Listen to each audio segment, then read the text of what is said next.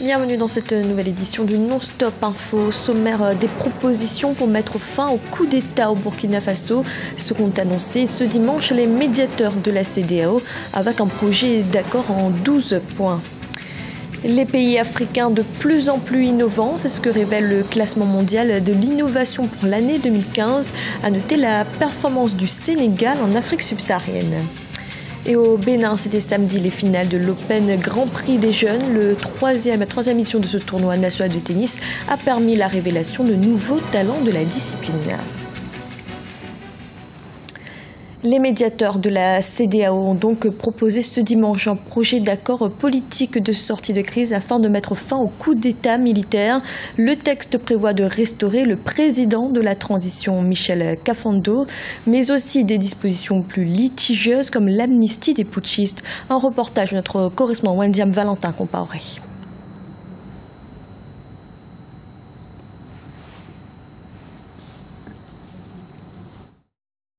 Excusez-nous pour ce problème technique. Vous pourrez bien sûr retrouver ce reportage dans nos prochaines éditions. Dans l'actualité également, en Guinée, à 3 semaines de la présidentielle, la campagne électorale se poursuit.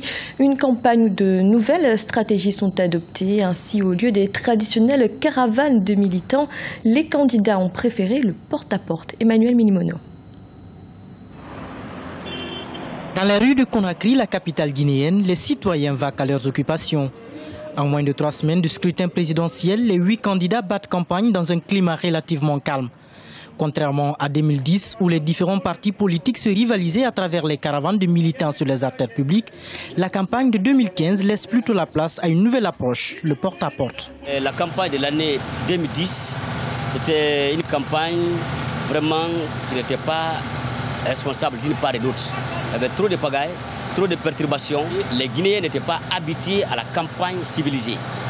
Et cette année, comparativement à l'année 2010, l'année 2015, on voit dans les bonnes conditions, d'une part et d'autre, de l'opposition, de la mouvance, tout va très bien. Il y a une différence, parce que la campagne de l'année 2015, c'est une campagne civilisée, c'est une campagne de courtoisie, de joie. Chacun fait sa campagne à sa guise, sans une provocation, quoi. Depuis le début de la campagne électorale en vue du scrutin du 11 octobre 2015, aucun incident n'a encore été signalé.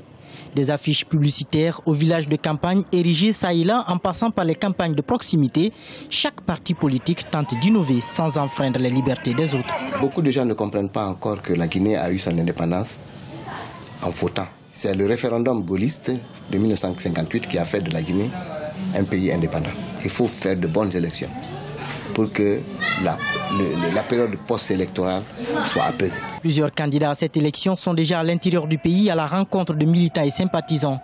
Ceux qui sont dans la capitale également privilégient cette approche qualifiée de civilisée par certains citoyens. Le 11 octobre 2015, les électeurs iront départager dans les urnes les 8 candidats en lice pour le fauteuil présidentiel.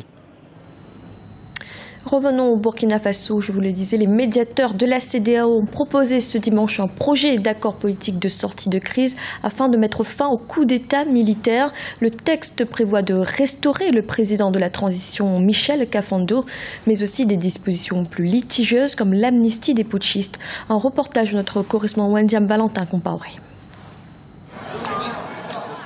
Le 17 septembre 2015, un coup d'État militaire conduit par le général Gilbert Diendéré à la tête du régiment de sécurité présidentielle renversait le gouvernement de transition.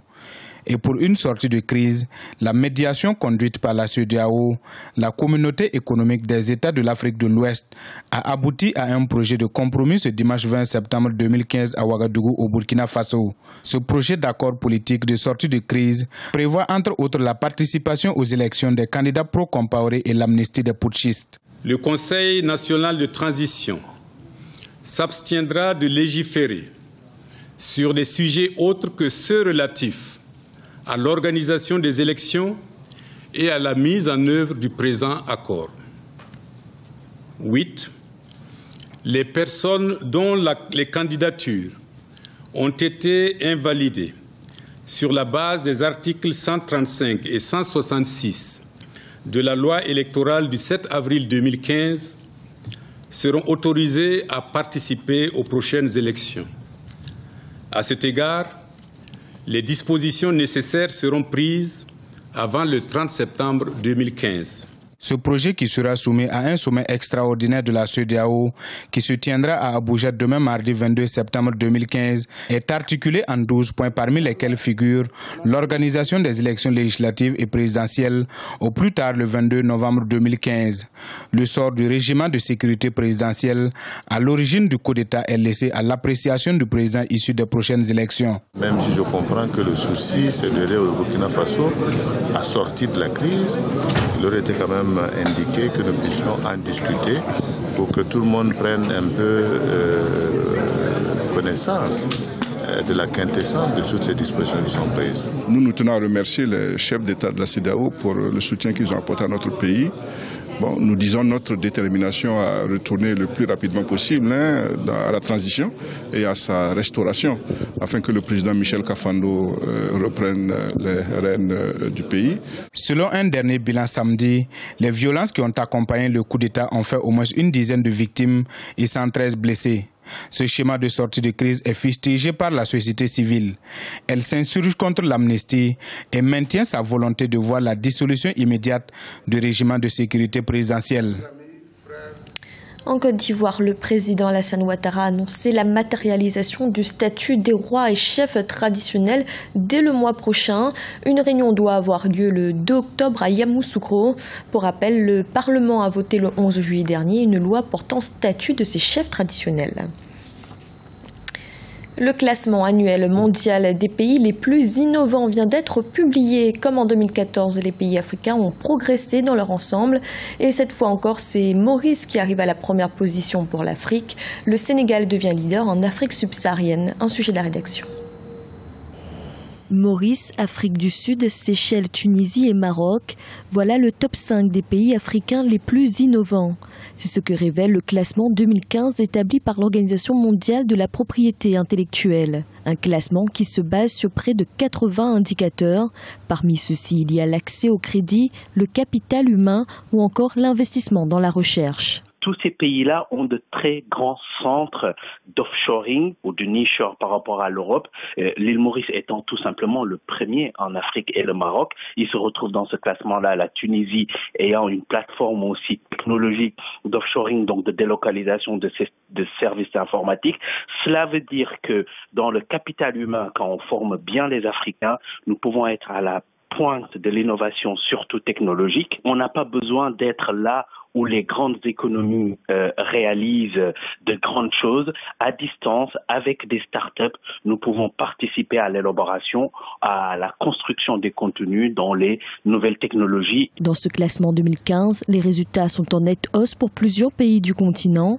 C'est d'ailleurs l'Afrique subsaharienne qui enregistre la plus forte progression, avec en position de leader pour la région le Sénégal.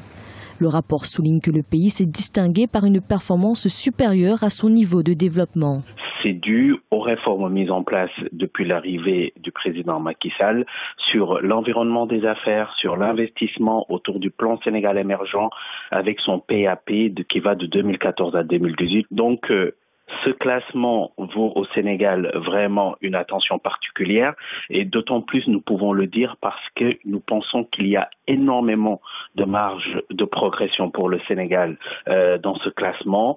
Les pays qui sont devant nous, nous les battons sur certains points et sur d'autres points, nous avons vraiment des marges de progression. À noter que cette année, une catégorie de pays est mise en avant. Il s'agit de ce que les auteurs du classement appellent les bons élèves de l'innovation. Le Rwanda, le Mozambique et le Malawi en font partie. Ces pays à faible revenu ont réussi l'exploit d'obtenir les mêmes résultats que les États à revenus intermédiaires. Et du sport au Bénin, l'Open Grand Prix des jeunes a pris fin. Les finales ont eu lieu samedi à Cotonou. La 3e édition de ce tournoi national de tennis a permis notamment la révélation de nouveaux talents de la discipline. Un reportage de notre correspondant Lefty Ouno. De nombreux jeunes béninois s'intéressent de plus en plus au tennis. Pour dénicher et soutenir de jeunes talents de cette discipline sportive, 2 associations, dont l'une de France et l'autre du Bénin, ont initié le tournoi dénommé Open Grand Prix des jeunes. La 3e édition a réuni à Cotonou de nombreux sportifs. Démarrée depuis le 16 septembre 2015, la série de confrontations a opposé de jeunes tennismen dans différentes catégories, hommes et femmes. J'ai trouvé que c'était des petits, pour certains, hein, même la plupart, vraiment, ils ont la force, ils ont la technique, mais dès le plus jeune âge. Hein. Donc c'est très prometteur. C'est pour ça qu'il faut leur donner leur chance. Et je pense qu'il faut donner la chance aussi dans tous les sports. 80 tennismen ont participé à ce tournoi Open Grand Prix des jeunes. 10 sont parvenus à la phase finale et 5 ont pu tirer leur épingle du jeu. Ça fait la 2e fois que je viens en finale, mais je n'ai pas eu la chance de gagner.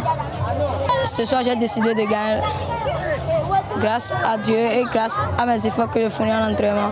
Le tennis, c'est de la force qu'on prend pour jouer dans les balles. Je me suis bien entraînée, j'ai gagné un témo avec tout ça. Le tennis, contrairement au football ou au basketball, nécessite un investissement financier important pour ceux qui le pratiquent. Les accessoires de ce sport sont souvent très coûteux en Afrique. On a tous passé par là. Hein. Le tennis, c'est un sport qui est très cher, qui est difficile. Déjà, moi, j'ai pu jouer en Afrique avant de me retrouver en Europe. Ce qui fait que les matériels de tennis en Afrique, plus précisément au Bénin, c'est trop cher. Donc, c'est la raison à laquelle on s'est réunis ensemble pour dire qu'on va essayer de soutenir nos jeunes frères qui jouent au tennis aujourd'hui. Au total, une vingtaine de jeunes tennismen ont été récompensés à la fin de la compétition. Le rendez-vous est donc pris pour une 4e édition prévue en septembre 2016. Elle connaîtra la participation de jeunes tennismen du Bénin et de certains pays de l'Afrique de l'Ouest. C'était le journal de la rédaction. Merci de l'avoir suivi. Retrouvez dans un instant une nouvelle édition de l'information.